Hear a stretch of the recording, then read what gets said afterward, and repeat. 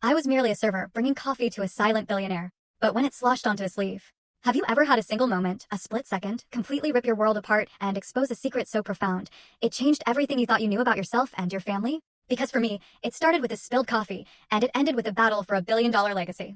This isn't just a story about money. It's about betrayal, forgiveness, and finding out who your true father is when you're 32 years old. What would you do if that happened to you? I remember that morning so clearly, like a movie playing on repeat in my mind. My name is Tristan Ward, I'm 32, and back then, my life was simple. I was just a waiter at a small, cozy cafe called Harbor Light, right by the Seattle harbor. The air always smelled of salt and roasted coffee beans, a comforting, familiar scent. My world revolved around my mom, Renee. She raised me alone, her hands rough from years of laundry work, her quiet strength the bedrock of my existence. I never knew my father. Mom just said he left when I was little and I never pushed. But sometimes, I'd catch a glimpse of the faded tattoo on her wrist, 2 interlocking rings, a symbol of a promise broken, or maybe just forgotten, and I'd wonder if her life had once held something more beautiful, something she lost. That particular morning, the Seattle sky was its usual melancholic gray, a light drizzle making the streets shimmer. The cafe was buzzing, laughter mixing with the comforting grind of the coffee machine. I was wiping down the counter, making sure everything was spotless, when the door chimed. Leonard Baxter walked in right on cue. He was our most regular customer, always sitting at the corner table, staring out at Elliott Bay like he was pondering the weight of the entire world.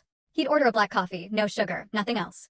Just silence. Everyone in Seattle knew Leonard Baxter. He was the Titan, the man of steel, owner of Baxter Arms, a massive empire in defense and energy. 70 years old, snow-white hair, a chiseled, reserved face that rarely smiled. He seemed so lonely, almost, despite all his power.